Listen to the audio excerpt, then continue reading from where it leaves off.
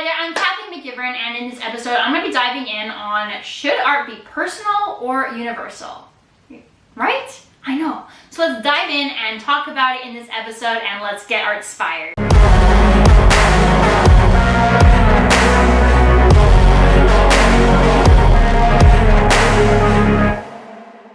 So the first one we're going to talk about is personal. So should art be personal? So for me, I think, yeah, art could be absolutely be personal, right? You're reflecting your internal experiences that you've had. Maybe you're reflecting your own human condition. Maybe you're reflecting experiences that are external that you've experienced, and you want to work through those things through your art to kind of hold on and let go of it, think about it, and then reflect on it through creating and symbolism. Maybe you want to reflect on your culture or your identity. Maybe you want to think about reflecting growth or your transformation through your life. Maybe you want to think about your ancestry or your heritage, and you want to reflect that personally in your art. Maybe you want to think about reflect your personal or explore your personal experiences, or you want to explore your emotions. Your own emotions. You're not trying to evoke emotions, but you're trying to express your own emotions through your art. Maybe you want to think about or express personal symbols, or explore personal symbols or iconography or dreams that you have, or your unconscious thoughts. Maybe you want to explore relationships or intimacy through your art, or recovery or resilience. And these are all personal themes that can, yes, be explored through your art in a personal way. And should you do it? Absolutely. Yeah, absolutely. You know what? Absolutely. But I'm sticking a bomb word in there. So I think absolutely you should, for sure, explore your work personally. All right. So next is, what is your opinion? What is your opinion on this? I would love to hear your opinion on should art be personal or universal in the comment section below the video. I would want to hear the good, bad, the ugly, so please stick your ideas and input in the comment section below. Please be kind to each other. We are artists, and we're here to network and to express our ideas. We're not here to be nasty and unkind. If you choose to do that, that is on you, and you have to live with yourself forever. Don't think that being anonymous is going to get yourself out of that, right? Because you gotta still live with that guilt in your side forever. But is it good to be healthy and have a discussion? Absolutely. I would love to hear it in there. Now, the second part to this question is, should art be universal? Can art be universal? And again, for this one, I'm going to say yes, because you can attack or approach your art and your series and your themes and the narratives and messages that you want to convey in a personal way, but also you can explore universal themes as well.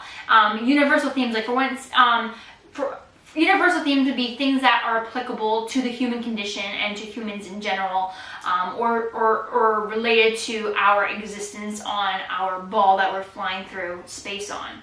So for me, I think that any art that's speaking to the human condition in general, that's a universal theme, right? It's not speaking to your human condition, although that would be personal, but it's speaking to the human condition in general, that's a universal theme that others can relate to, right? And we're thinking about things that are not cliched or boring, right? Topics like love in general, well, that's boring. Intimacy and relationships is a little bit deeper, and that can be explored in unexpected ways, right? But love, cliche. We're not talking about cliched things that are, they are universal themes, but they are cliched and boring. We don't want to, it's been done. Move on. Things like identity, the human condition, transcendence, meaning, time, transformation, conflict, life, knowledge, truth, any of that is something that, those are universal themes, introspective sort of ideas and concepts that messages that you can convey to others, evoke emotions within, so that way they stop when they're walking through a gallery and spend time with your artwork, right? Because that is the point of creating, is that we want to display our art, we want to show it to others, and we would like them to stop and pause, whether in person or online, and spend time with the artwork, thinking about it, analyzing the symbology, symbolism, the narrative, the message, whatever it is that's being conveyed, that you're conveying through your visual medium to that person, that viewer, that audience. So we want to evoke this in our viewers. So I think that is something to think about. But universal themes is something that can transcend language and connect with others on a deeper personal level, right? Making that connection. And if you think about it, when you are trying to connect with a collector of your work, that means that that person is going to invest their time and money, their time and their money in, right? Because they're going to spend time with the art at their house. So their time and their money in your art. They're going to collect it, they're going to own it, and then maybe resell it. That happens. And then they're going to spend time and money with it. And so you need to think about either personal themes or meanings to connect with them, or universal ones that are going to connect with them. So that way they do want to spend that time and money with your art. And yeah, so at the end of the day, should art be personal or universal? Yes, it should. And yes, it should be personal, or it should be universal, or maybe some of those themes are overlapping and people might be able to relate. So like if, for example, if you're reflecting on a personal trauma or experience that you had, it might be personal, but also might be universal in that somebody who's looking at that artwork might feel the same way too, or have experienced it, and they connect with you on that level, right? It might be applicable to them too, and therefore be universal.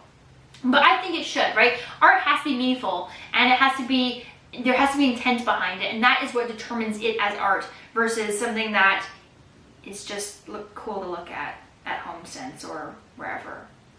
Something mass produced, some cool decor item that I can buy on Wayfair, whatever, you know what I mean? So that is the difference. If you're looking for any other resources for artists, or for our career, or on creativity, or any art mediums or supplies that I like to use, I have a list of them below in the description of this video. All my favorite art books, such as The Creative Act, The Art of Being by Rick Rubin, Artwork, which is a great one about you building your career as an artist. Very, very helpful tool, and it's always being updated. So you'll get typically Amazon selling the most recent version of it. And then also other supplies and tools that I love to use in my own studio. I'll list them below in the description as well. They are Amazon affiliate links, so just know that I do get a commission if you do make any purchases with them.